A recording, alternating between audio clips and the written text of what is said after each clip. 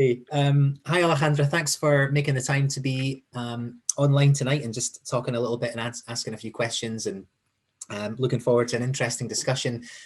Just wanted to ask you, just before we get into everything, just to give us, for the people who might not know you, a quick introduction to what it is that you do. Yes, absolutely. So I'm Alejandra Otero, founder and CEO of GENEOUS Academy. I created GENEOUS almost 4 years ago, and I created it with the aim of reshaping the future of education by providing marketing solutions to educational institutions looking for an innovative touch that they were internally missing. Okay, and so you're the founder of GENEOUS, yeah? Absolutely, yes. Right. Okay. So that's the first kind of interesting thing, that the angle I wanted to ask you about was what led to that. Was this an organic kind of process? Did you how did you come to this? Because it's quite niche. It's you arrived at this quite early. How did that happen? How did you arrive at this career path? Yes, absolutely. So when I started as an entrepreneur in working in higher education, so I was back in the time in Paris, working in one of the top 20 grande école in Paris, and I was managing their admissions and business development department. And after being with them for 1 year, I had one opportunity to move to the US. I started living in Miami. I was undertaking from very scratch the role of the director of international affairs. I was traveling 8 months a year, opening markets in Latin America, in Asia, Europe, here, there. And after 2 years of doing that role and having met with fantastic people, doing my network around the world, basically, I decided that I wanted to start something from my own, right? And that's when I had a very quick thought of what is it that I wanted to do, because I had quite the dream job back then, right? I was traveling 8 months a year, visiting new places and working while I was traveling. But in reality, I felt that something was missing there. And that's when I decided, with a lot of uncertainty, to create GENEOUS from scratch. And the reality is that I didn't even know what GENEOUS was going to look like, nor what was the plan for GENEOUS. But that's how it started. And look at us almost 4 years after. It's been a quick evolution. And just to go back to what you said at the end of that part there, because this is the interesting bit. When you said something was missing, what do you think that thing was? I mean, are you able to define it now, or are you still looking? No, well, I think we will always be looking for more, right?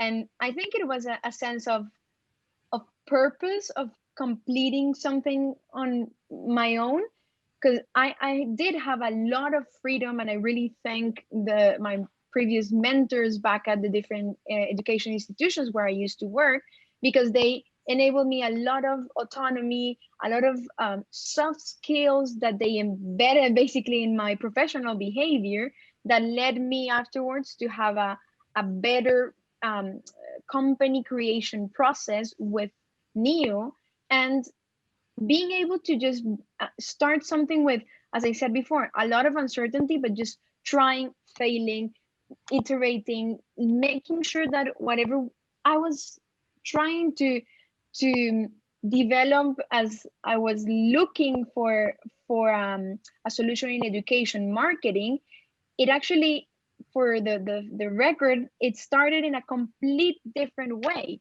And actually, you would ask, why GENEOUS, maybe? And GENEOUS stands for Nano Education Online.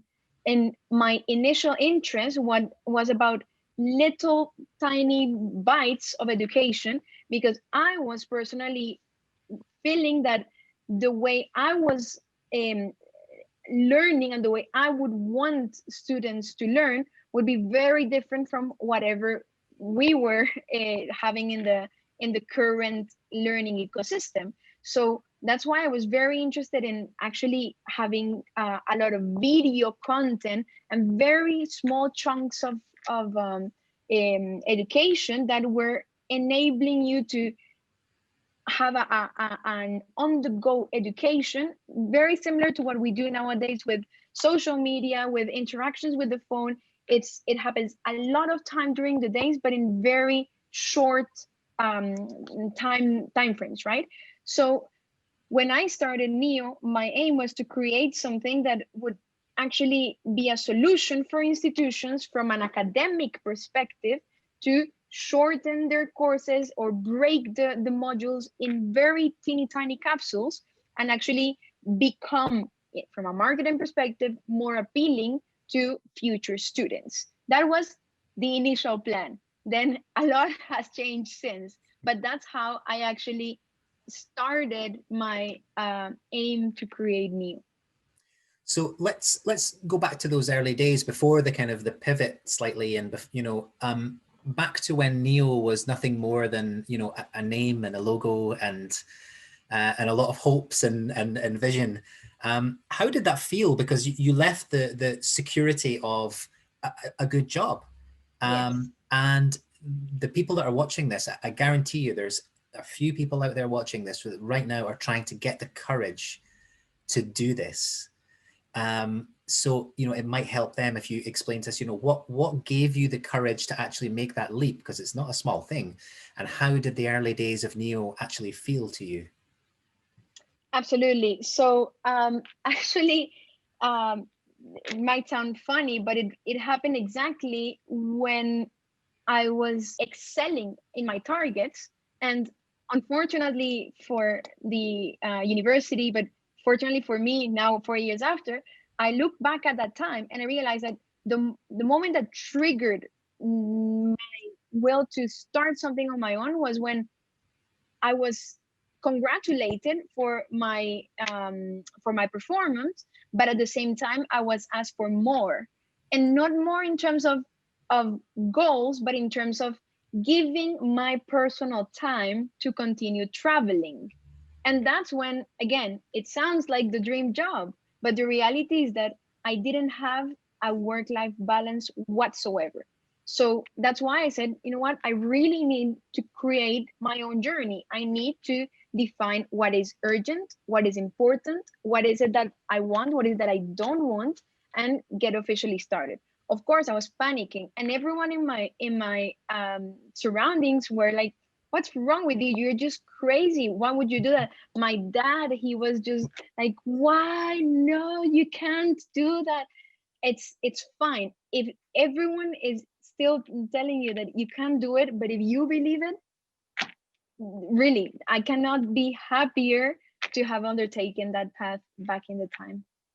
Okay, so it sounds like, what you're saying is you'd certainly recommend, if people are feeling like they want to create a path on their own terms, that they shouldn't hold back and they shouldn't listen to other people if they feel that's the right thing to do. I think it's a gut feeling. And to be honest, when I started Neo, I didn't even have a business plan. I started Neo in a very different way. I started Neo with an idea and with a network.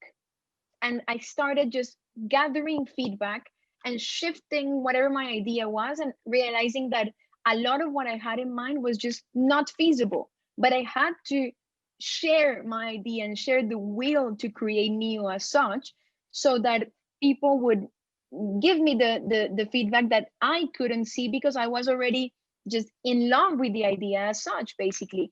So I think it's also very important to remind people of the importance of making sure that whatever you do, you also share with people, because a lot of the times we're afraid of people stealing our ideas or criticizing us. But the reality is that it can only help, because at those very early stages, you either believe that you can do everything or you're completely lost, and having some support is certainly of a lot of help.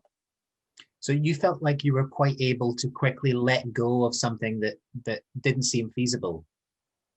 Yeah, actually, at the beginning, again, I thought of Neo with many components that were just out of my reach. But I didn't realize that at the beginning because I was very ambitious of the idea. And the reality is that the investment, the monetary investment to create such a platform as I wanted, because back in the time, my very goal was to create the Netflix for education. That was back in 2015. It was, I mean, imagine how much Netflix invests, and this is a whole company, right? Now, it was me, myself, and I. It's a bit more complicated to get to those numbers.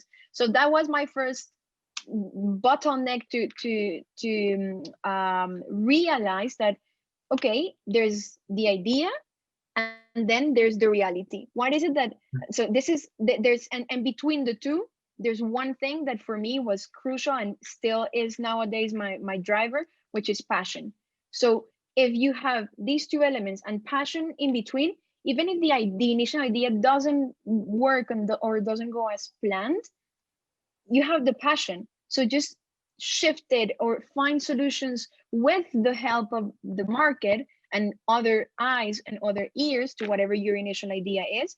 And that's where you find the sweet spot.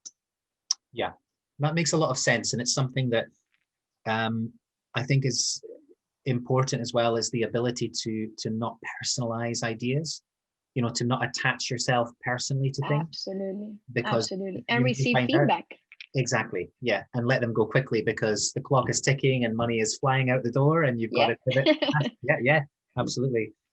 So now this is kind of the area that we were here to sort of talk about tonight. And this is thinking about yourself, not just as an entrepreneur, but as when you started Neo as a young woman, you know, as well, in something that, you know, we're talking about, you know, maybe a professional industry that has elements of, you know, machismo and, you know, that kind of thing attached to it, and the alpha males and targets and crushing numbers and that kind of stuff, and super competitive. And, you know, there's lots of myths and legends around this kind of profession. So as Alejandra, as a young woman developing the career, do you think that looking back, you have had a different experience of doing things than perhaps a young man might have had?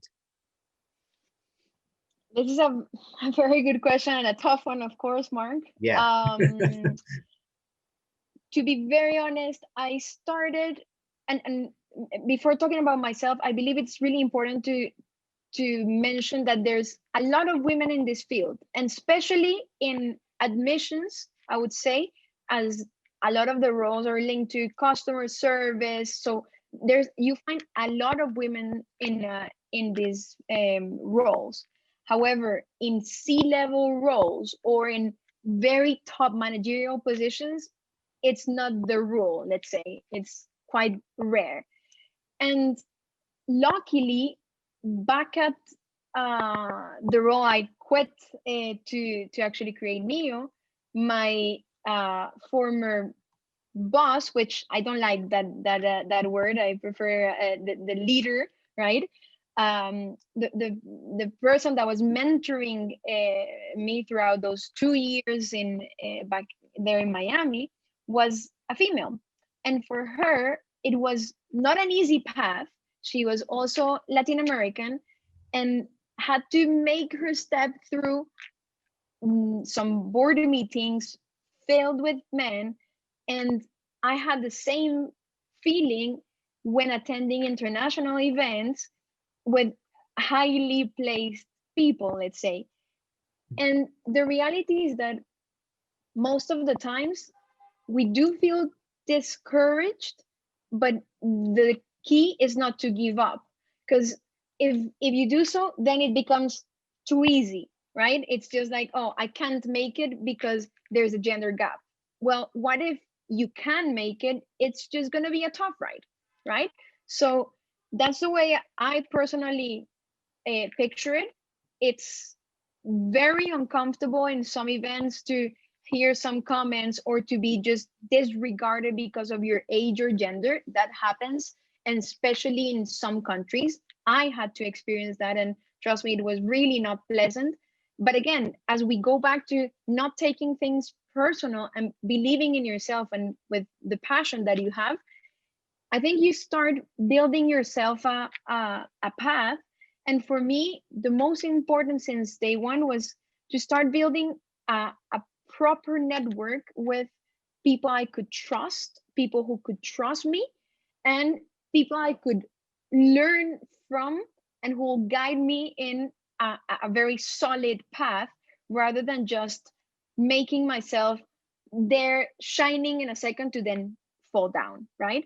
And I think it was more of a calculated growth in a certain way by building my own network very exclusively in higher education back in the time, with only decision makers from that industry, and starting also to prove a lot by my knowledge rather than just appearance, right? And I thought that that was something that, in my opinion, or the way I perceived it, was very quickly um, received as something positive, even though I was a woman, I was Latina, I was young.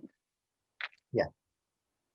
Okay. So, I mean, basically it was a case that you have experienced those unpleasant things, but it was your sense of self and self-determination to say, judge me on my skills and what I can do, rather There you go. than, what is essentially your problem. Absolutely. Yeah. Absolutely. I think that's the point. So the interesting thing is now thinking about, and we'll come to this in a second, is about, say, younger women now in, business schools and things like that, or, in internships or whatever, who might be looking to, founders like yourself, and looking up and saying, well, maybe I can do that because I can see that it's possible. So before we come to that, I'd like to know, who is it that you're looking up to? Who inspires you as a leader? Who's given you the confidence to say, I can do this because I can see?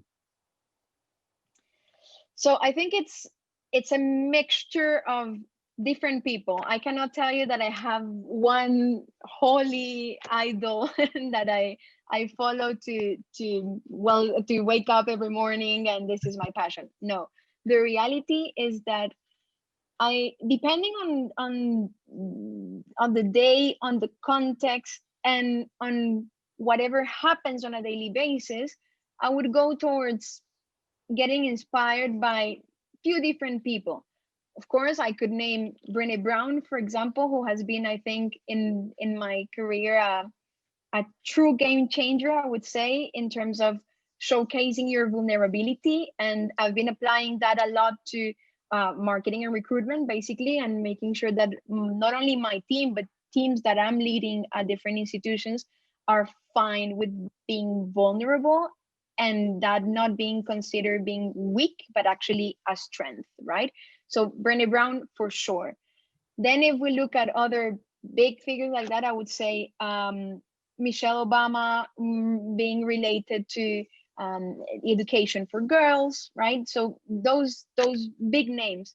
But the reality is that in the daily basis, I think it's the little things that matter. And by little things is just getting inspired by people who maybe don't have a very easy life in some extent, and that are giving everything from their end. So call it the person at the supermarket, the cleaning lady, whoever it is, that can just inspire you to be tenacious, to be just willing to continue no matter what.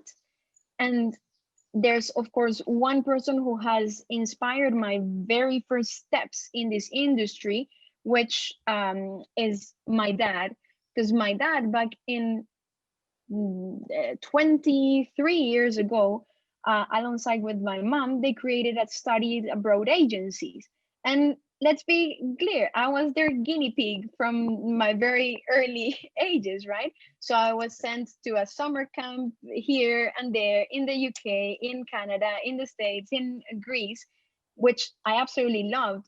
But back in the time, I didn't know how much that was going to positively affect me in the way I would think, my critical thinking, the way I would see the world, the way I would develop relationships with people. And also the way I would in a very near future create my own path as an entrepreneur in education, but from a very different angle that they started themselves. So I think it's a matter, to go back to your question, I think it's a matter of people who can make you feel better, but at the same time, I think it's also for you to be aware of inspiring people when no one else is watching, right? And then if someone is watching and they get inspired by you, fantastic. But otherwise, you being inspired by people and then you being able to inspire others, I think that's the best possible part that we can have in terms of balance. Okay. In terms of leadership, just to continue that slightly, I mean, if you go to business school, it's $1 million industry trying to categorize leadership styles, isn't it? And it's, you know, many books have been written, but in a kind of human sense, what kind of leader would you say that you are? You know, because you have all these influences coming from here, but then you have all your own experiences. And what has been the end result? What kind of leader are you, would you say? I think if you ask my team members, they will tell you that I'm extremely protective towards them. Yeah. So really don't mess with my team because I'll just go to the rescue. I think that's really important because one of the aims I've had since day one is if your team fails and you are the head of the team, you cannot just tell your clients, oh, it was whoever's fault. You take ownership for whatever failure was generated by your team, and you don't blame them for the failure. You just make them learn from that, but you are the person responsible for a healthy internal growth, and that comes through very assertive processes where it's a matter of always focusing on the positive side of things. Something went wrong. Well, that's absolutely fine. We all make mistakes, but the really important part of it is to learn from them. If you don't learn from them, that's going to be tricky to continue afterwards. But otherwise, that's where it all starts from. And one thing I always tell my team is, I trust you until you prove me wrong. So don't disappoint me. Basically, you started with me and you haven't done anything, but I'm already trusting you. We can keep this trust relationship, or something can happen and it can be broken. Do we want that? Why? We spend more than half of our lives at work. So if we are not having a healthy and sustainable relationship, why would we even bother? I think this is, in terms of leadership, what I do not only with my teams but with the teams I get in touch with my clients.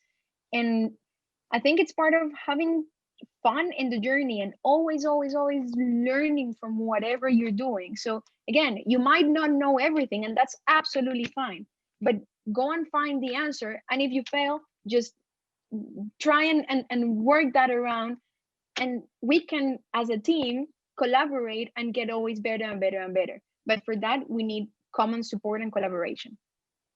So it comes back again to the kind of awareness of vulnerability as a strength, and also in celebrating failures as learning opportunities. So that's kind of embedded in your leadership style, isn't it? By taking ownership, which is quite a rare quality, I think, actually. You know, not to blame the team, or not to, you know, it's easy to blame people. So in the spirit of continued growth, can you tell us what it is that you are still working on then as a leader? I mean, it's a never-ending journey. So Yeah. what are you working on personally right now? Yes. So personally speaking, I would say it's a matter of patience, right? Because we talked about ambition, sorry, at the beginning. And I think it's really important to not let yourself go over the limits, because having a company, it's like having a baby. Not that I'm a mom, but I believe it's something quite similar, because you get very little sleep. It can be quite annoying, but at the same time it's very rewarding, right? So I think it's really important for people to believe that it's possible, but at the same time be aware that in my case, especially as I said to you before, I decided to switch from entrepreneurship to entrepreneurship because I wanted some time for myself. That was my initial trigger. I wanted to have time for myself, but at the same time, a self of a sense of fulfillment, right? So with that particular element at the beginning of all of this company creation, I think it's really important not to lose that of sight, because you can get caught up with many requests from your clients. You can all of a sudden receive many clients, and again, that's a good problem to have, but until which extent are you willing to get into your boundaries that you didn't want to cross, or you didn't want to continue back in the time? So there needs to get into a point where we learn to say no and to admit that, I mean, I can do better, certainly. And it's usually not admit to other people, but admit to yourself, which is quite tough to, like, I can do better, but it's absolutely fine if you just do well. And tomorrow you'll do even better. But you're only human, and there comes a point where you just want to have a work-life balance and a sense of purpose that is fulfilled, but not by sacrificing your own self, right? Yeah. So it's almost like patience is actually a more effective way of meeting your goals, because you can't pour from an empty cup. I mean, you know, saying no Certainly. as an entrepreneur is one of the hardest things, isn't it? Because it's growth, and then putting boundaries in seems counterintuitive sometimes. But so that's the lesson Correct. that you're kind of working on right now. Yeah. Yes, because Not then, of course, it's very easy to then say, okay, I'll grow the team and I'll hire as many people as possible. Certainly. But I don't want Neo to be a factory. I don't want Neo to be something that it's no longer personalized. I don't want Neo to be um, a, a support to education institutions without having proper manners or ethics behind whatever is delivered to them. For yeah. me, of course, results are important, but everything comes as a whole. It's not only hit the goals, and that's it, no matter what we do. No, I think it's actually the opposite. Enjoy the ride, do things properly, trust your gut, and that will lead you to the results. So I think that's the shift in the mindset that I personally try to develop on a daily basis for Neo. So it's trusting in the process and trusting in passion and the gut instinct. And just as we're coming towards the end of this chat, there's one thing I wanted to come back to, because it's very interesting when you think about the start of Neo and the ambitious kind of idea of the Netflix of education. And initially it was, you were talking more about like an education platform, you know, and then you've kind of moved exclusively into, well, there's marketing and recruitment and optimization and CRM and all of the many things in that area. But you're still very connected and very passionate about the future of education, about innovation in education, about making change, about moving towards a healthier, learner-centered, learner-directed paradigm in education that fits the modern world and is more accessible and more relevant. So, I mean, where does that come from? How does that fit together with Neo? You know, how does that come together as part of, is it just a passion, or is it something that you might want to develop in the future in terms of the business, or? I think it's something that we could look at, a past, a present, and a future. In terms of the past, I think it's embedded in Neo through the way I have personally lived it. By that I mean that when I was a student, I remember doing my master's. My master's was in entrepreneurship, right? And it was very interesting because my thesis, I decided to do it around education management. All good, passion still was there. But something that really put me off at some point was the format of that thesis, right? It had to be extremely squared. The research was to be done in a certain way, etc., etc.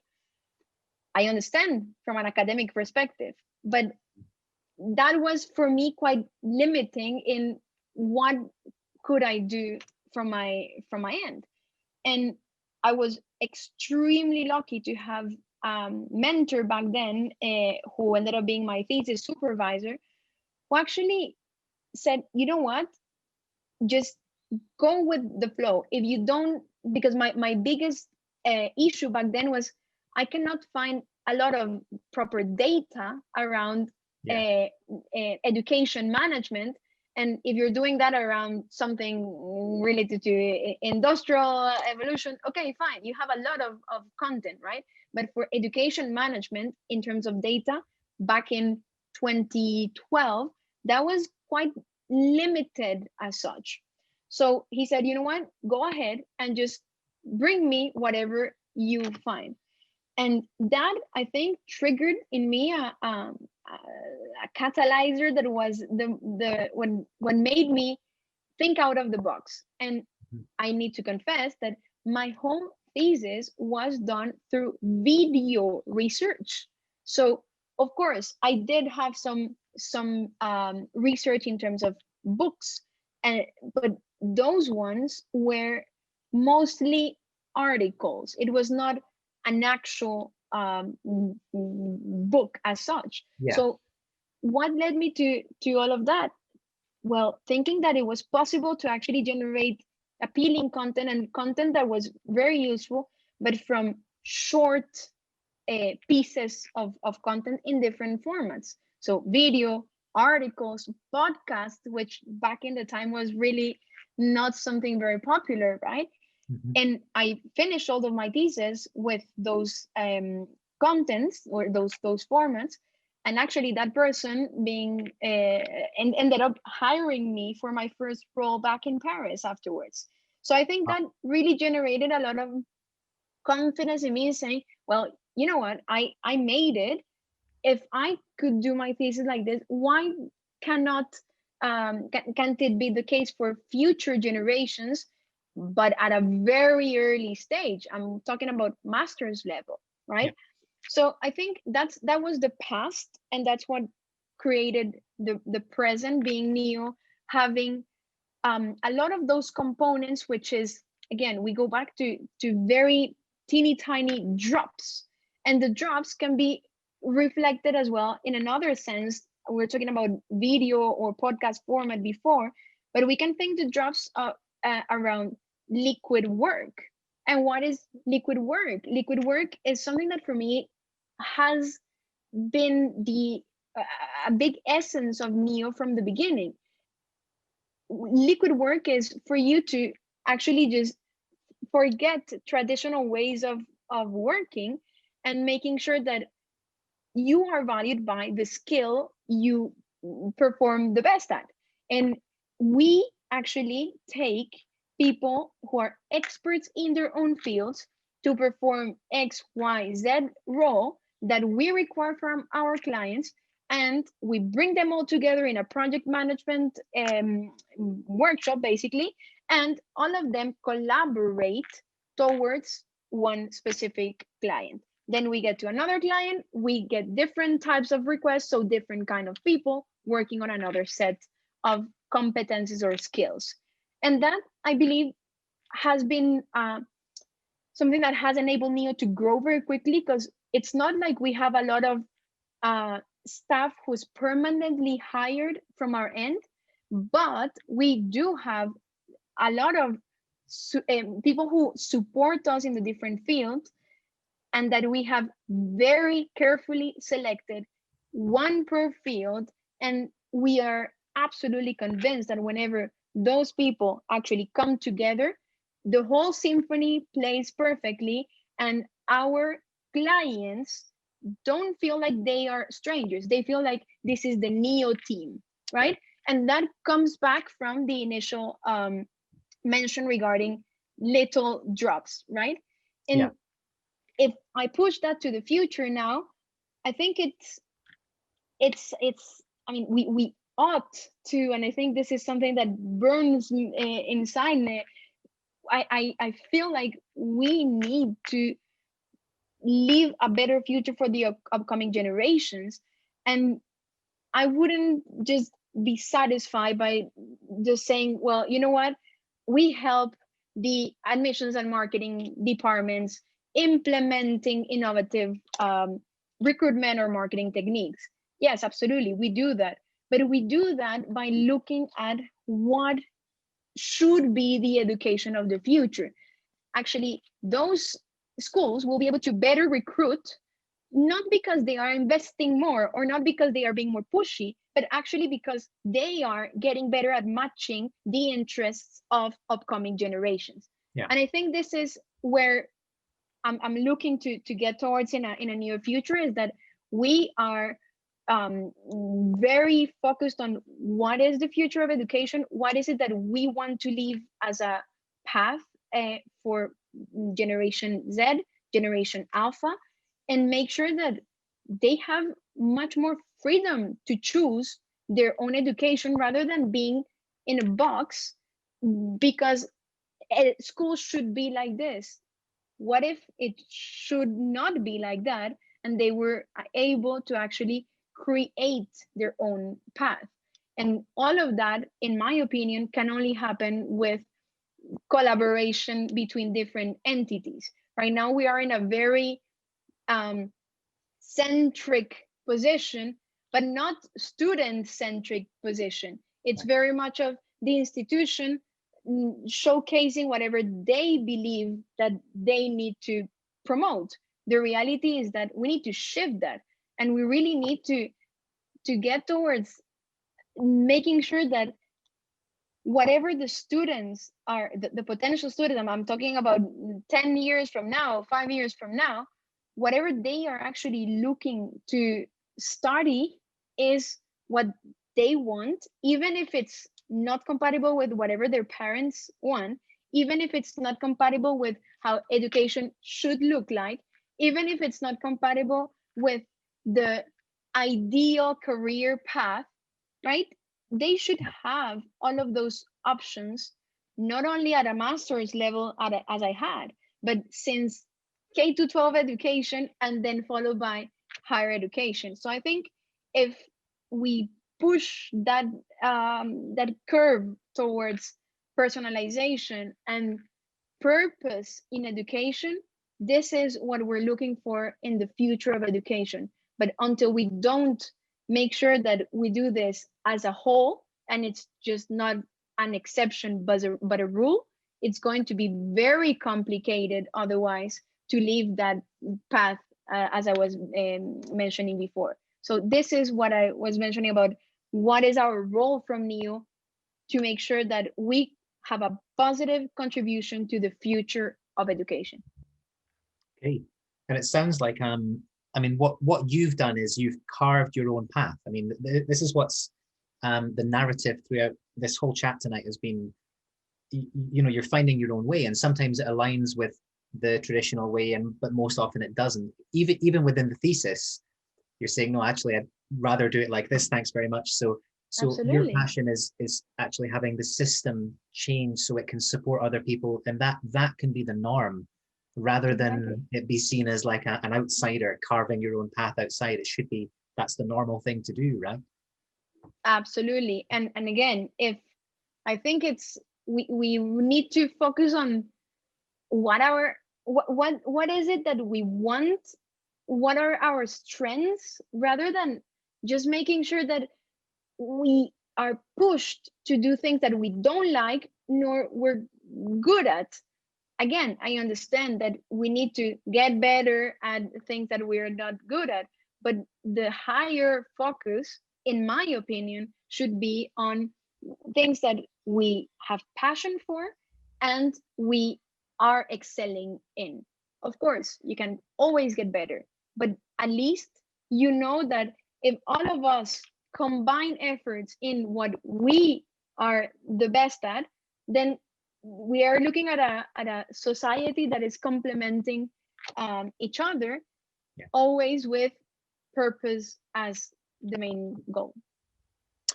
So in terms of you're talking about leaving the one of the driving forces is basically overall leaving the world a better place than you found it, and that's the central theme here. But so to focus in on that as one of the final questions, I think, but it's quite a big one. If you're talking directly now to young women in particular, who are thinking about carving their own path, and it could be in marketing and recruitment, it could be in education, it might even just be entrepreneurship, and they've got people around them saying you shouldn't do that, that's not the way you do it, or all the naysayers and the critics or the inner critic as well. What kind of advice would you give to these people that are listening to that? First of all, believe in it, because if you don't visualize whatever you want, it's going to be very complicated to convince yourself on a daily basis, and even more when you have some complicated days. Because let's be honest, there are some days where it's just that way, right? So we need to make sure that that's not an exception, and actually you are able to push yourself towards something that will become your guidance, but that is led by you and not by others. And I think this is very important, because we go back to whatever we were mentioning before. If people tell you, oh, you're going to fail, or this is not for you, oh, this is too complicated, it's negative, negative, negative, negative, and that just kills the vibe. But if you believe in it, if you share the idea, if you surround yourself with positive people, with people who, again, it doesn't mean that everyone needs to adore your idea, not at all, but you just need sincere comments or sincere feedback from wherever you're creating. So I think that's very important, and learning when and how to say no, because that's what will take you to a later step. And I think that, once again, it's really tough when you get this amazing client you could ever think of, and it just doesn't feel right, and you have this feeling, and you go to bed and you can't sleep. There's something wrong. This should not be the case. So if that happens, my best suggestion would be, if it doesn't feel right, just don't do it, no matter what people say. So just make sure that you trust yourself, you trust your own feelings, and that you're true to yourself. If you follow those internal mantras, let's say, I think that that's what can, from inner power and inner energy, take you to a further step, whether it's on your own or by having a team that is always looking at getting better for themselves, but because they are getting inspired on a daily basis to continue learning. So I think this is the reflection from my end, is we need to make sure that it comes from us so it can shine, but from our gut, and then whatever people see is something true. You're not pretending. You're doing things because you're passionate about. You're doing things because you believe in them. And if you believe in something, then that's powerful. And people can adhere or not to your idea. If they don't, that's absolutely fine. You would only surround yourself with people who are absolutely worth it for your sense of purpose. Yeah, you got to find your tribe. Yeah. There you go.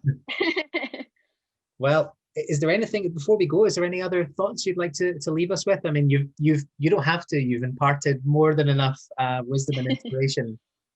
Just if there's anything else you'd like to add. No, I think it's really a matter of thinking that what seems impossible is not impossible until you make it, right?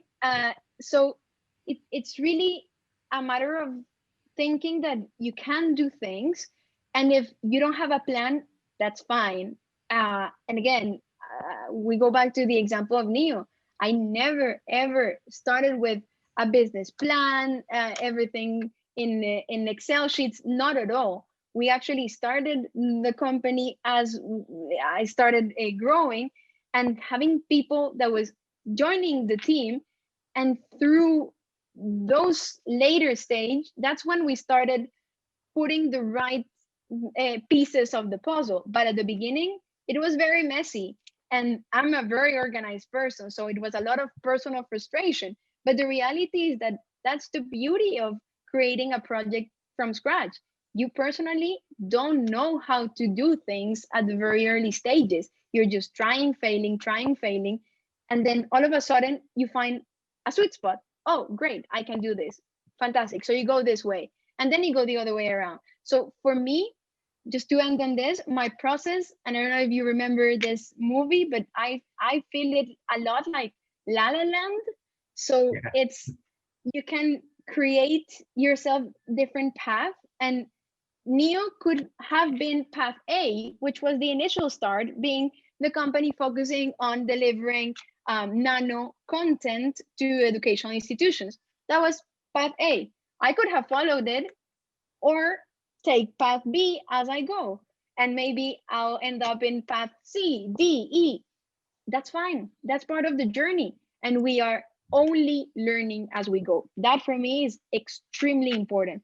To finalize on this, from my end, if I don't learn something in a day, my day is fully wasted. If my team don't learn something in a day, I don't feel satisfied. So this is what makes me wake up every day, is to make sure that I'm there for them, I'm there for myself, and together we're there for our clients. Well, thank you very much. Well, it's been a pleasure. Thanks for making the time. And we Thank have you to do this so again. much. Absolutely. Thank you for suggesting this, Mark. Thank you very much. Not at all. We'll think about part 2. Absolutely. Anytime. Thank you.